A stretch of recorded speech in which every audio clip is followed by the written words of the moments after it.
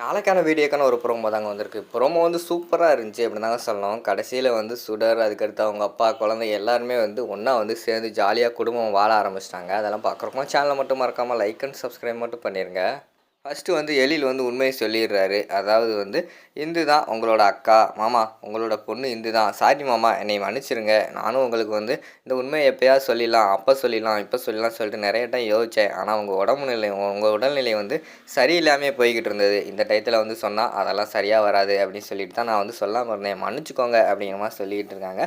அதை கேட்டவனையுமே அவரு பார்த்தா நெஞ்சில் கையை வச்சுக்கிட்டு ஒரு மாதிரிக்கு மயங்கி விழுகிற மாதிரி தான் காட்டுறாங்க. உடனே வந்து எழில் போய் டக்குன்னு அவருக்கு வந்து ஃபஸ்ட் எய்டெல்லாம் செஞ்சு அவரை வந்து சரி பண்ணுற மாதிரி தான் காட்டிக்கிட்டு இருக்காங்க. மாமா நீங்கள் அதை பற்றி எதுவுமே நினைக்காதீங்க, நடந்தது நடந்து போச்சு, என்ன பண்ணுறது அப்படிங்கிற மாதிரி சொல்லிக்கிட்டு இருக்காங்க. இல்லை மாப்பிள்ள, கடைசி வரைக்கும் என்னோட மகளை பார்த்துருவேன்னு சொல்லி தான் இந்த உயிரை வந்து நான் கையில் பிடிச்சிக்கிட்டு இருந்தேன் அப்படிங்கிற மாதிரி சொல்கிறாங்க. அதான் மாமா என்னாலே உங்ககிட்ட உண்மையை சொல்ல முடியல, சொன்னால் வந்து நீங்கள் ஏதாவது செஞ்சுக்கிருவீங்களோ அப்படின்னு சொல்லிட்டு எனக்கு ரொம்ப பயமாக இருந்துச்சு, சாரி அப்படிங்கிற மாதிரி சொல்கிறாங்க.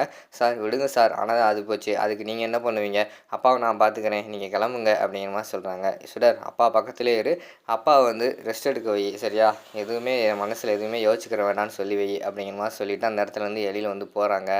அடுத்து வந்து சுப்பிரமணி வந்து ரெஸ்ட் எடுத்துக்கிட்டு அந்த இடத்துல அழுதுகிட்டு இருக்காரு. அந்த இடத்துக்கு சுடர் வந்து வராங்க. "அப்பா என்னப்பா எதுக்குப்பா அழுதுகிட்டு இருக்கீங்க?" அப்படிங்கிற மாதிரி கேட்காங்க.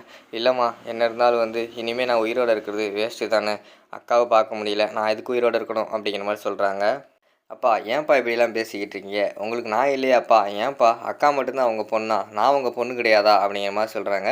"நீ என் பொண்ணு தாம்மா, ஆனால் நான் வந்து அக்காவை பார்த்துருவோன்னு சொல்லிட்டு ரொம்ப ஆர்வமாக இருந்தேன், அதான் என்னால் தாங்கிக்க முடியல." அப்படிங்கிற மாதிரி சொல்கிறாங்க. "அப்பா விடுங்கப்பா, நடந்தது நடந்து போச்சு, எதுவுமே நம்மளோட கையில் இல்லை, அக்கா வந்த வீட்டில் தான் இப்போ நானும் வந்து வாழ்ந்துக்கிட்டு இருக்கேன், என்னையும் அக்காவை நினச்சி பார்த்துக்கோங்கப்பா, எனக்காகவாது நீங்கள் உயிரோடு இருக்கணும்ப்பா." அப்படிங்கிற மாதிரி சொல்கிறாங்க. "சரிம்மா சுடர், நான் வந்து உனக்காக கண்டிப்பாக இருப்பேன்." அப்படிங்கிற மாதிரி சொல்கிறாங்க. அந்த இடத்துக்கு வந்து நிறைய குழந்தைகள்லாம் வராங்க. அப்போ குழந்தை எல்லாருமே வந்தோடனே நம்ம சுடர் வந்து சொல்கிறாங்க, "இனிமேல் நீங்கள் எங்கேயுமே போகக்கூடாதுப்பா, எங்கள் கூட தான் இருக்க போகிறீங்க." அப்படிங்கிற மாதிரி சொன்னோடனே குழந்தைகளுக்கு வந்து பயங்கரமான சந்தோஷமாயிடுது. தாத்தா வந்து இனிமேல் நம்ம கூட தான் இருக்க போகிறாரு, ரொம்ப சந்தோஷமாக இருக்குது அப்படின்னு சொல்லிட்டு எல்லா குழந்தைகளும் சந்தோஷப்படுறாங்க.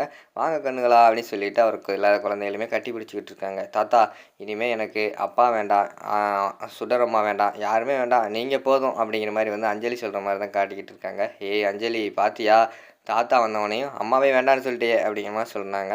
"ஆமாம், நீ எப்போ பார்த்தாலுமே வந்து போர் அடிக்கிற கதையாக சொல்கிற, தாத்தா வந்து பயங்கரமாக இன்ட்ரெஸ்ட்டாக இருக்கிற கதையெல்லாம் சொல்லுவார் தெரியுமா, அதனால தான் தாத்தா எங்களுக்கு பிடிச்சிருக்கு." அப்படிங்கிற மாதிரி வந்து கவின் சொல்கிற மாதிரி காட்டுறாங்க. "தாத்தா தாத்தா எங்களுக்கு இப்போ ஒரு கதை சொல்லுங்களேன்." அப்படின்னு சொல்லிட்டு குழந்தையெல்லாம் கேட்குறாங்க. உடனே தாத்தா வந்து அவர் சுப்பிரமணி வந்து நார்மல் ஆகிடுறாரு.